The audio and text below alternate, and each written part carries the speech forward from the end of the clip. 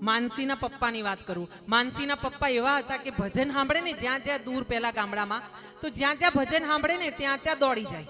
ઘરમાં કહે જ નહીં કોઈને. અને ઘરમાં સુવે નહીં, રાત્રે બહાર ખાટલો ન ખાવે. ઘરમાં સુવે તો પેલા બાપુજી દરવાજો ખોલે તો બોલે ને કે અડધી રાતે ક્યાં જાય છે. આવા રસિયા.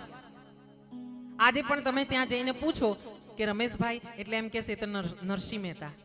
મહેમાન આવ્યા હોય ને આપણે કીધું હોય કે નાસ્તો લેવા જઈ જરાક લઈ આવો ને, તો બજારમાં જઈને સત્સંગમાં બેસી જાય તો એમને ખબર ના હોય કે ઘેર મહેમાન રાજ હોય છે. આપણે લડવું પડે. અને આવી કથાઓ કેટલી બધી કરી એમણે.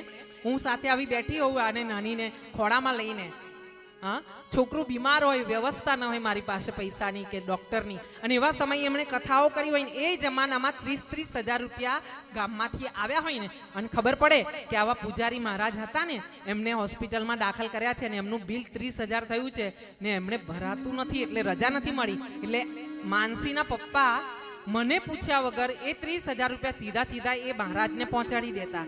મારે ઝઘડા થતા. આ સત્ય કહું છું, એક આટલું પણ રાયના દાણા પૂરતું પણ અસત્ય નથી કહેતી. અને ત્યારે મને એવું થતું, કારણ કે મારામાં સત્સંગનો અભાવ હતો. હું પોલીસ ઇન્સ્પેક્ટરની દીકરી, હું પોતે પોલીસ ઇન્સ્પેક્ટર બનવાની હતી. ફોર્મ બોર્મ ભરાઈ ગયું હતું, બધી તૈયારીઓ થઈ ગઈ હતી. વર્જીસ પેલા મગદડિયા દોડવાનું આ બધું મેં કરી લીધું હતું તૈયારી.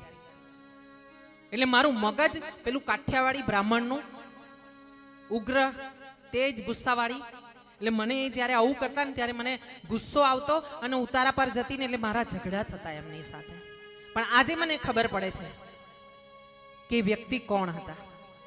જતા રહ્યા પછી સમજણ પડવાનો શું અર્થ, રંડાયા પછી ડાપણ કામનું શું. હા, એટલે તમારા ઘરમાં કોઈ એવું હોય ને સ્વજન, તો એને ઓળખજો. તમારી આજુબાજુમાં કોઈ હોય ને એને ઓળખવાનું. કોઈ મંદિર જતું હોય ને એની સાથે જોડાવાનું. કોઈ પુણ્ય કાર્ય કરતું હોય ને તો લાવ ભાઈ થોડુંક હું પણ કરાવવા લાગુ. હા,